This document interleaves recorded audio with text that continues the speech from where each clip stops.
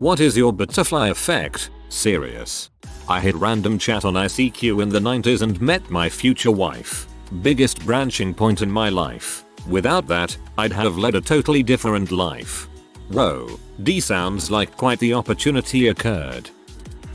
I had quit my crappy job in New York, went to visit some friends at my old college because why not, was gonna grab a train back home but decided I was hungry. Stepped into the engineering building because I heard there was free pizza, met a guy whose son was working at a tech company in Silicon Valley, and offered to introduce me. 3 months later I moved into the Bay Area, got my first apartment, and started working at a job making twice what I did before. The butterfly effect is still unfolding, and the serendipity of that day still scares me. TLDR. Pizza leads to new life.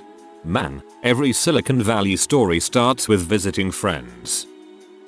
My grandfather was in Normandy in the days following D-Day. One morning he was feeling sick so skipped breakfast. The breakfast tent was hit by German artillery killing those inside. As a result of him skipping breakfast he survives, goes back to England, gets married, is father to my dad who was then father to me 43 years after the breakfast incident. I left a single cymbal stand in the car when loading into a venue, went out to get it, and when I came back the door to the room we were storing gear in was locked. As a result, I end up standing in the hall where a cute girl starts talking to me. Turns out we live near each other. We've been together for 15 years now, love each other deeply and have a beautiful daughter, and we met because I left something in the car. My grandfather was a prisoner of war during World War II. He was lined up for execution on a concrete wall. The soldiers shot everyone at the wall. Luckily, not a single bullet hit my grandfather, so he just pretended to be dead on the other corpses. He waited until everyone left and just ran. Here I am today. The Mongols prevented this from happening by cutting off the ear of every corpse. Those that screamed and were clearly not dead were immediately killed again. So be happy your grandfather wasn't fighting Mongols. My Japanese grandpa almost volunteered to become a pilot during World War II, but his parents talked him out of it. What he didn't know at the time was that the Japanese government were recruiting people to become kamikaze pilots. That's scary to think about. My grandparents adopted a retired police dog. My father was still a baby when they got them. The dog became very protective on my father. He one time even bit my grandmother in her arm, which she still has the scars from. In the backyard my grandparents had a little river. My dad was playing in the grass when he stumbled into the water. My grandmother didn't notice, but the dog did. The dog jumped in the water and saved my dad. If that dog wasn't there, I wouldn't be born. I love hero dog stories. I've got one too. My grandparents' first German Shepherd dog saved my grandpa's life. An angry bull trapped my grandpa between itself and a fence and broke grandpa's leg. The dog ran out and distracted the bull, so my grandpa got away. My dad was a baby, so not my butterfly effect moment, but a couple of aunts and an uncle weren't around yet, so yay Rex. Moved to another city with my girlfriend at the time. We broke up 10 months later. I wanted to move back home. The morning of my flight home I was around at my auntie and uncle's waiting for them to take me to the airport. I signed into MSN to chat with a mate overseas. Little did I know when I signed it out it automatically signed into my cousin's account. One of her best friends was on and a message popped up. I told her it wasn't my cousin and me instead. She heard I'd broken up with my girlfriend and that if I ever wanted to talk about it to give her a call. She gave me her cell phone number. I held onto it for 2 months before texting her. 11 years later we're now happily married, homeowners and in great careers. All because my cousin set her MSN to sign in automatically. My mom got pregnant with me at a young age. She wanted an abortion. She met my adoptive mom who could not have children due to abortions she had as a teen. Therefore, abortion saved me. I love my adoptive mom more than anything. And I also have a great relationship with my biological mom and her family as well. You don't hear that every day. My grandmother, in her 20s, was in a car accident which stopped her heart. The collision was with a doctor who carried adrenaline. He resuscitated her and she met my grandfather and so on, and here I am. Apparently during World War II, certain people aboard ships in the Navy were given passes to go home.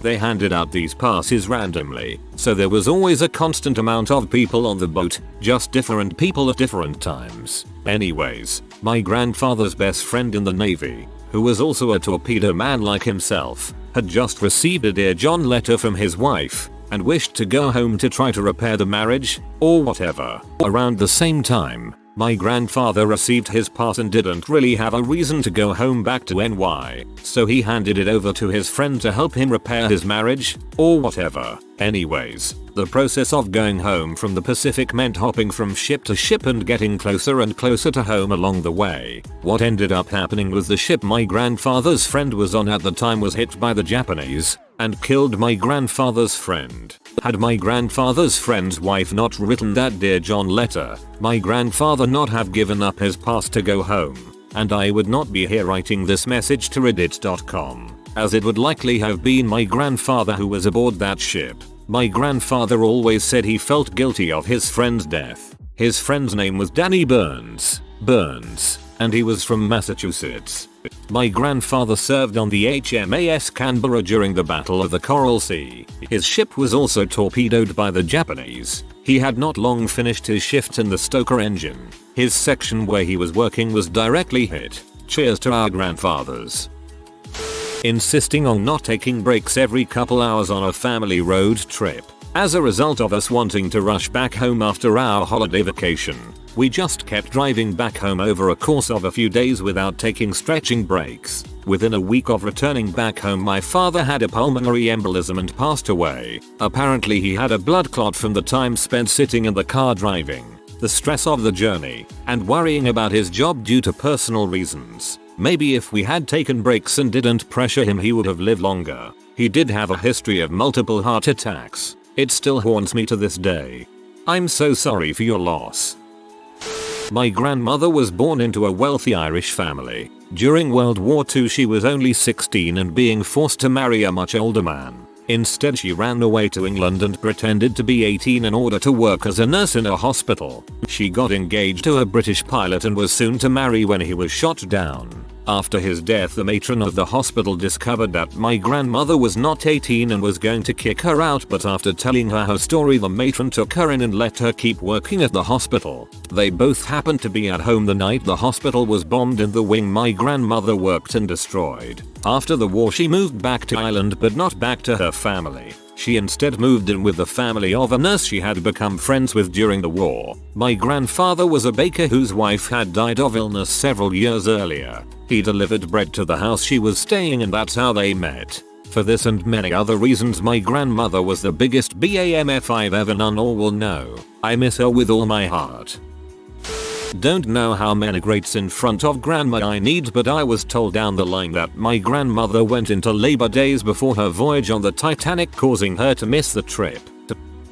When I was in 3rd grade, I was annoying my dad while at my great aunt's house, so he picked up a book and told me to go read it. That book was The Hot Zone, and it inspired a lasting interest in infectious disease medicine.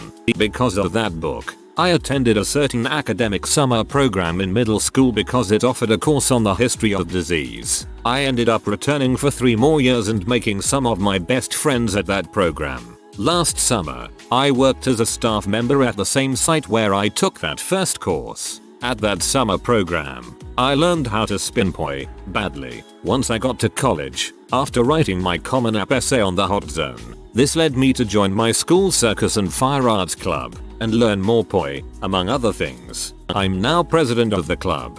This summer, I'm doing a research internship in Paris relating to infectious disease and couldn't be enjoying it more. All of that thanks to Richard Preston. Joined Meetup.com because I was lacking a social life. Joined some random group. Of the few hundred people in the group, 5 random profile pictures were displayed when I joined. I recognized one of the thumbnail pictures as my childhood next door neighbor's best friend. Hadn't seen her in years, but I could tell it was her and she had become gorgeous. Messaged her, yada yada yada. We now live together. You can't just yada yada yada sex. One night I had smoked from a bong that had some residual hash left in it from my brother's previous use. Needless to say, I got absolutely ripped by accident and the high ended up being a terrible experience. All my unidentified neuroses were amplified by 10. It was something that I had been struggling with since grade 7, and it was during that high that I determined I needed psychological help and that normal people aren't supposed to have thoughts like that. 3 weeks later I met my psychologist who helped me work out my problem over the following 2-3 years. Since then my personality has made a complete 180 and now I'm someone who my previous self envied to be. Talk about an interesting turning point. Glad you got yourself where you are now. My parents went to New York University at the same time in the 1980s. He was law school, she was drama, and they never met. 3 years after graduation, a friend of my dad's randomly called him for directions somewhere. My dad's sense of direction was basically legendary, and mentioned that his ex-college roommate was hosting a Seder, Passover dinner, the next day. My dad is Catholic, but always liked Passover, so he decided to go. Separately, my mother, a Methodist, was invited to a Seder by a friend and decided to try it out, even though she'd never been to one before. Her friend and my dad's friend's ex-college roommate turned out to be roommates co-hosting a Seder. My mom and dad sat next to each other by total chance. She turned out to be the youngest member of the party, which meant she had to ask the ceremonial questions during dinner. Not being Jewish or at all familiar with this, she froze. And my dad, again, not Jewish, but he'd heard the questions, ended up whispering prompts in her ear. They've been married 27 years. Better than the hymn plot. Okay, so, right after Chris Farley's untimely death, I was pretty bummed out because he was my all-time favorite actor comedian at the time. During that time, I used to go to a boys and girls club before and after school as a form of daycare, I suppose. Anyway, there was this kid there, probably about 14-15 years old, while I was only about 6-7. I wanna say, that was a freaking spitting image of Chris Farley. Looked exactly like Chris Farley would have looked, my guess, at least, when he was 14-15. Sounded exactly like Chris Farley, acted exactly like Chris Farley, was even, in my opinion at the time, as funny as Chris Farley, but his name was Chris Mully. I think this was the reason I even started hanging out with him, just because he reminded so much of Chris Farley and I loved it. Anyway, that weird coincidence aside, I used to always hang out with him while we were there, and they used to have pool and football tournaments, and every time they had a pool tournament, I would team up with Chris and we would rock the tournament and win about 90% of the time. He was real good, and I was pretty frickin' good for being so young. So, long story short, if Chris Farley never died, I probably wouldn't be such an avid pool player now. I play in leagues, tournaments, and I'm the hustler that you and your drunk buddies at the bar lose money to. My father was in the service, living in barracks. One day, the mess hall got in a shipment of green grapes. One of my dad's friends was very fond of them, and managed to get far more than his share. He then proceeded to eat them until he was sick. Next morning, my dad's unit lined up in an L-shaped formation preparing to go on guard duty. One of the men in the other arm of the formation accidentally fired his .45 pistol, and the bullet hit and killed the man next to my father. The thing is, if my dad's friend hadn't overdosed on green grapes and gone on sick call, there would have been one more man in the line on my dad's side of the formation, which means that he would have been standing one spot over, right where the man who was killed was standing. My dad always said that he owed his life to diarrhea.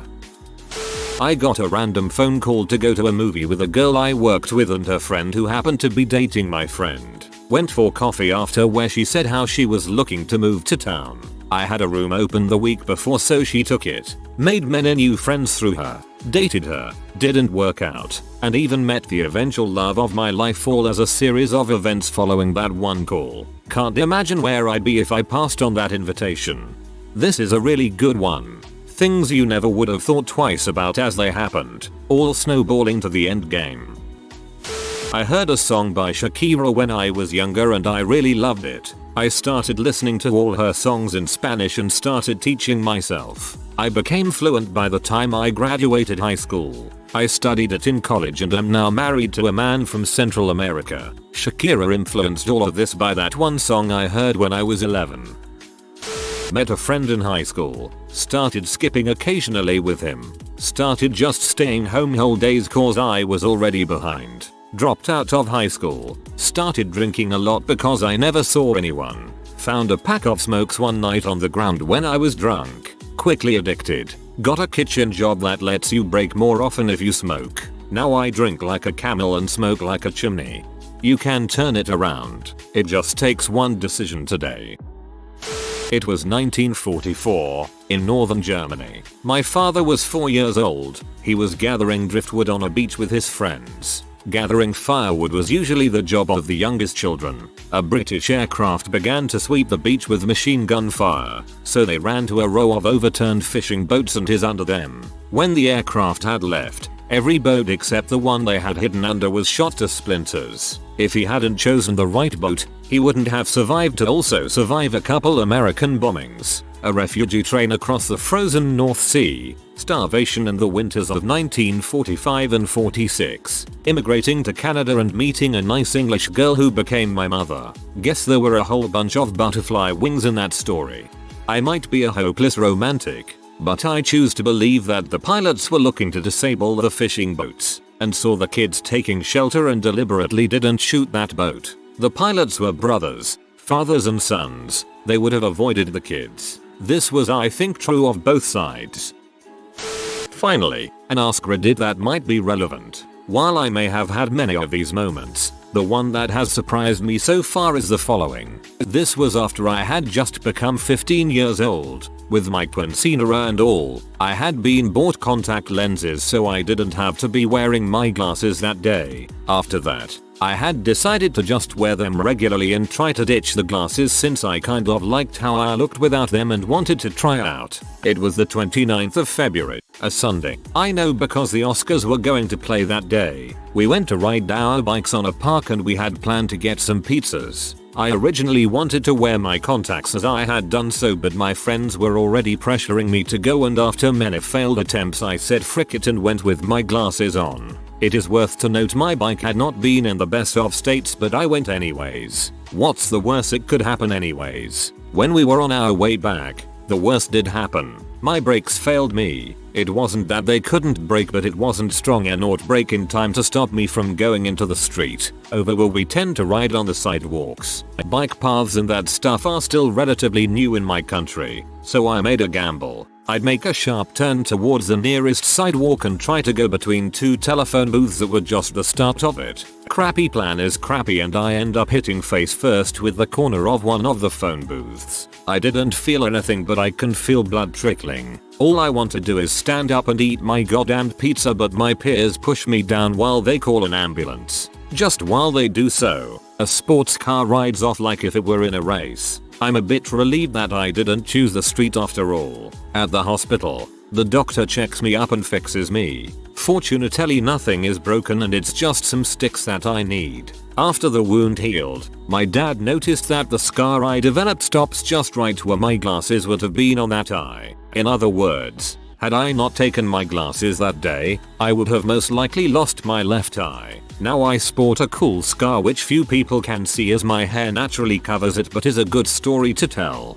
TLDR. Got contacts lenses at quinceanera and began to use them instead of my glasses. The day I'm too lazy to wear them, I go face first on a phone booth on a bike accident. Glasses save my eye. Still no pizza. I was stationed overseas in the early 2000s. On X night, I was supposed to go to a dinner party for an upcoming holiday. One of my troops had a family emergency and had to fly home immediately. His brother had been thrown from a horse and broken his neck. Doctors were unsure if he would live. I covered my troop's night shift so he could have time to be alone and pack before the flight the next evening. Because of that, I missed the first night of the party. The party was a few evenings long, so I checked with the host and arranged to come the second night. And at that dinner party I met my future husband. If that horse, across the world, hadn't bucked, or had bucked 12 hours later, I would never have met my husband. I assume my troop got a hardship assignment and was stationed as close to his brother as possible. I never heard about him again. You should have a kid and tell them that he wouldn't be here if someone hadn't broken their neck. I used to watch an architectural show every Saturday morning as a child and saw one castle I fell in love with but forgot the name of. On my 13th birthday, I was grounded, so I was stuck in my room. I turned on my TV and a new series was featuring the same castle. I likely wouldn't have figured out the name had I not been grounded. I was able to start learning more about it because of that. After university, I ended up living in that castle. It's changed hands since, and in the next month or so I will be visiting it to be interviewed for a documentary about it. Since I saw it on a documentary type TV series as a child, this is full circle. It was the last week of high school my senior year and my mom told me she was going out of town for a conference. She intentionally waited until the morning of to tell me so that I couldn't plan a party beforehand. Naturally, the minute she left, I started texting and calling my friends to get the ball rolling. One girl asked if she could bring one of her friends. We all knew each other, but didn't hang out too often, which I obliged with. That girl and I ended up hanging out and hooking up that night. I didn't realize at the time, but she was going to the same college as me. We've been together almost 5 years now. Eventually I'll tell my mom how we ended up together. Failed out of school, went back after some time, made a new best friend a few years younger than me, hang out with him all the time, invites me up to his family's cabin with another bro for 4th of July to share some beers we've collected over the years, met his sister, dating his sister now. I never would have met her had I not failed out of school. Crazy how crap works out. It can always get better. Playing video games as a child. Because of video games, I learned how to read before ever starting kindergarten. I wanted to be able to progress in Zelda, Link to the Past, so I made my parents teach me. This head start led to me being labeled a smart kid and placed in advanced classes throughout my whole school career. Being in advanced classes in grade school influenced my personality and work ethic as I grew as a person. It influenced the classes I took in college, which led to one of the reasons I met and married my wife. It also influenced the fact that I'm a more or less successful, functional adult. Thanks, Zelda. Whoa, this is a sort of long one. Don't know if this is too far-fetched or not. When I was about 15, I received a phone call while I was at the shops with a friend in response to a resume I'd handed in at a fast food restaurant asking for me to come down to an interview. I immediately dismissed it in my head, so I told them I'd call back. I told my friend that I'd pass up the opportunity and look for something better, but they told me they'd toss a coin, and if I called it correctly I wouldn't have to go for the interviewer. Tails. That coin landed on heads, and through the job I met my now ex-girlfriend. Well, this ex eventually introduced me to her friend Jerry one day, and he was a really cool rocker kid. I was 17 at the time, so that was cool. Anyway, fast forward 2 years later and I see Jerry in my mutual friends on Facebook and remember him from that night, so I added him on Facebook and lo and behold, he accepted. The following day, he posted on a friend's FB wall saying he was desperate from a bass player who was 18 years and over for gigs, was into metal and dream theater music, had their own decent gear and transport. It turned out this other guy didn't really meet the criteria, so out of interest I replied saying I met the criteria. Within a week I had auditioned and was in the band, which made the following things possible. I enrolled and completed a Bachelor of Music, was all but one other member of the band, and am currently doing a Master of Education with the drummer. I met rekindled with a girl I went to high school with that would regularly come and see the band. That girl is now my beautiful girlfriend of a year and a half. I met a man named Dave through Jerry who was impressed by my bass skills, and when the first band was falling apart, he invited me to audition for his band as their bass player had left. Since then I've toured Europe and am currently working on album number 4 with them, all because of that coin toss. If you are new to the channel, you can subscribe. I publish new videos every day. Until then, check another video.